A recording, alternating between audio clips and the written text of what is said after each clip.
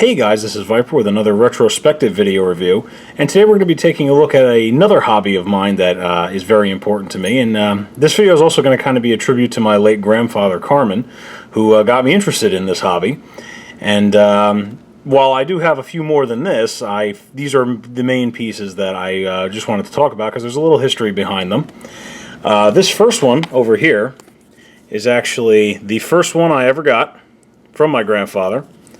It is a Paul Sebastian. It's a very old company. Now I think, if anything, they make just colognes. But I put a new band on it recently and had to get it fixed. It's not worth much. I think it's about 20 bucks or so. I found one just like it on eBay a short time ago. Regular quartz watch.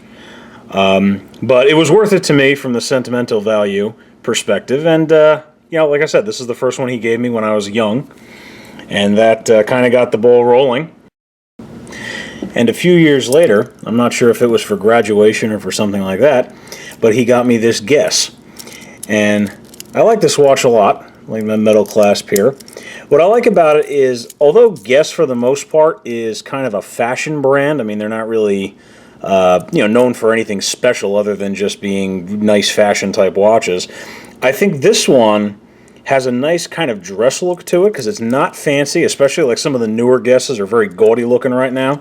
And they're not my style. For me, with watches, I prefer to have something that's a little more understated, that doesn't just, shoot you in the face. Hey, look, I exist type of thing. Some people I know are really into that, and that's fine. But that's just not my style. And I usually wear it actually as a bit of a more dressy piece, even though it's, like I said, it's nothing special and nothing fancy. This next one you probably automatically have recognized just because of the look of it. Many moons ago, my grandfather actually had a replica Movado that he gave me, and I don't know, I don't know the story behind it. I don't know if he always wanted a Movado but couldn't afford it or whatever. But either way, I decided that my first nicer watch, I was actually myself going to get one. So this is pretty much. This is pretty much a real version of the replica he had, just with the black leather strap, basic museum face, nothing too crazy, regular Swiss quartz. So I just wanted to get something that kind of was a tribute to that. I know Movado has some crazier designs in their watches, but personally I like the nice, simple, basic ones. I think some of the other ones, again, I have a thing against big and gaudy. But anyway, actually, before I get to the latest watch I've purchased, I would like to actually do a couple honorable mentions here. And this watch over here is actually a basic quartz Armatron. This actually was the watch that belonged to my other grandfather, Grandpa Gill. And he was a mechanic, and he was a workman. And as you can, I don't know if you can see by the watch, it definitely has been worn while he was doing that work. But the type of man he was, this watch perfectly sums him up.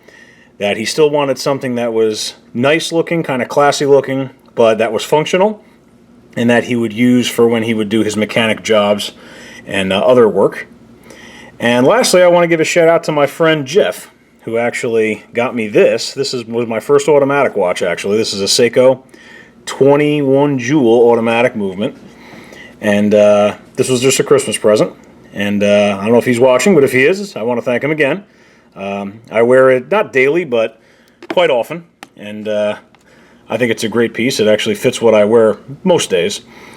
But now I have a latest acquisition that kind of blows these a little out of the water. Now, as with most men in the modern business world, with new successes comes a new watch. And while I still wear and love and cherish the pieces we've talked about, because many of them do have fond memories attached to them, I recently have ventured into what you would call the luxury timepiece market. And that means enter my Omega 300 professional diver with the in-house coaxial escapement movement made by Omega. And I will keep this brief because I have been known to talk about this watch for a very long period of time. I love everything about this watch. Obviously, as with most people who have this watch, the first time they saw it was probably watching Pierce Brosnan as James Bond, and or possibly Daniel Craig, because he also had this in Casino Royale.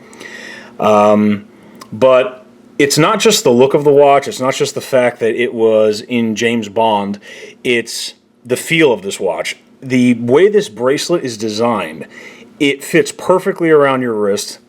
It's not too tight, but it doesn't flop on your wrist at all.